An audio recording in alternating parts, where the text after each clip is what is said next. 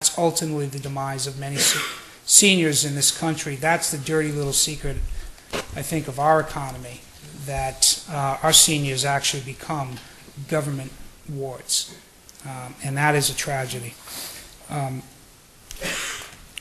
Medicare is no bargain either, because every time a senior gets hospitalized within a 6-month period of time, it's another $1,000. And then they pay $96, $100 in premiums on Social Security, which comes directly right out of the Social Security check that you were talking about, which means that they have even less to live on than what you were talking about. That's correct. Then there's prescription drugs, Part D. Yeah. That gets deducted from Social Security as well. And if they can't afford it, they can go on Mass Health, of course, but they can't afford a Medicare supplement plan, and that's why they become a ward of the state in just another form. Now, I think one of the other ways that the Council on Aging can support us and seniors is to support what Mrs. Ekstrom was talking about earlier, which is our vision as a board for senior housing.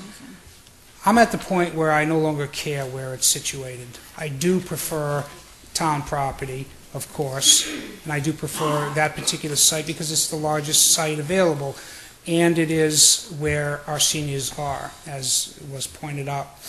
But seniors need affordable rental housing. They don't need to necessarily own anymore, but they certainly need a dignified housing plan, and rental housing is that.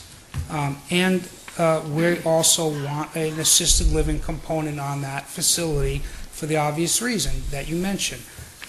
Doctors and medical care can come there. You don't have to go visit a spouse 3 towns away to visit them when, in fact, you can't. There's no transportation. And, the last few years of life together, is the completion of the love story. And what happens is, it's devastating to seniors, and I've personally witnessed it more times than I care to count, that seniors are separated in the last few years of their lives, and that is a real tragedy. So you can help us by supporting this vision of an affordable housing plan, and take it to town meeting with us and support that vision. That's all I have. All right. Selectman Ekstrom. If I may, Mr. Chairman, I just want to make a plea out there to any seniors who maybe in the last few years maybe went and stopped by the multi-service center to see what this Council on Aging had to offer, or to see what they could offer the Council on Aging, and didn't get a warm, fuzzy feeling. I know that 4 years ago when I first became a selectman, I went over there and,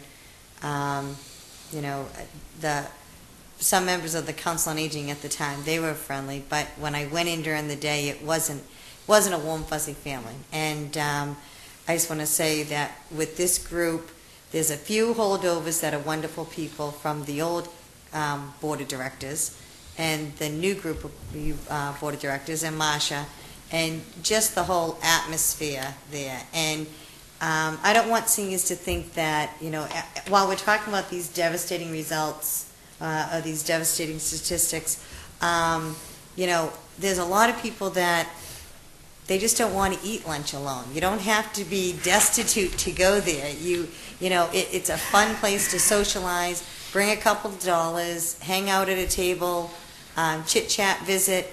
It might be really exciting to find out not only what they have to offer you, but what you have to offer them.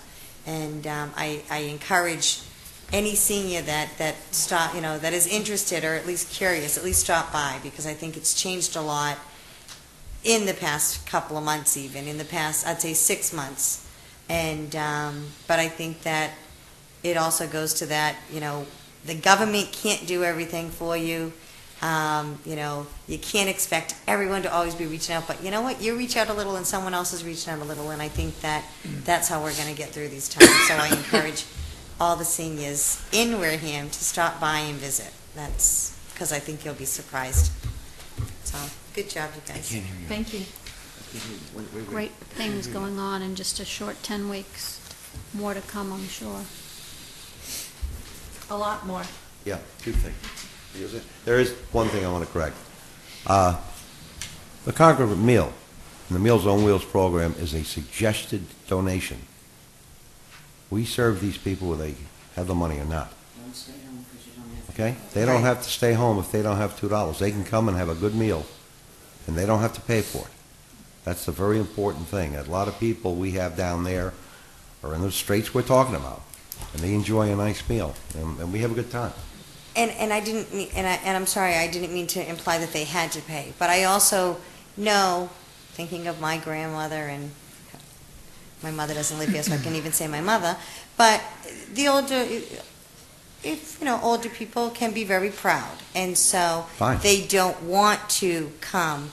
Some may not want to come, thinking that it's a place for a handout, and it's not. It's a place for, yeah, companionship, friendship, yeah, It's exactly. community. Really, it's Fellowship, community, Fellowship. exactly. So that was my only point on And it. if they come on March 23rd, they can beat me at pool.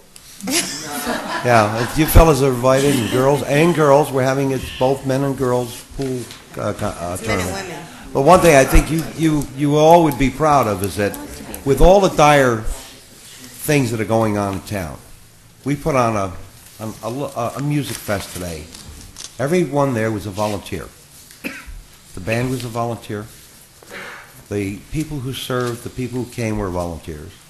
And the food came from Bell's, came from Cracker Barrel, came from Dunkin' Donuts. Crack of dawn. Crack of Dawn. Cracker Barrel. Sorry, I used to live in the South. Crack of Dawn, Lindsay's, Mark Anthony's, Cozy's at no charge. And they loved it, and it was really nice. And we've got a lot of good people out there.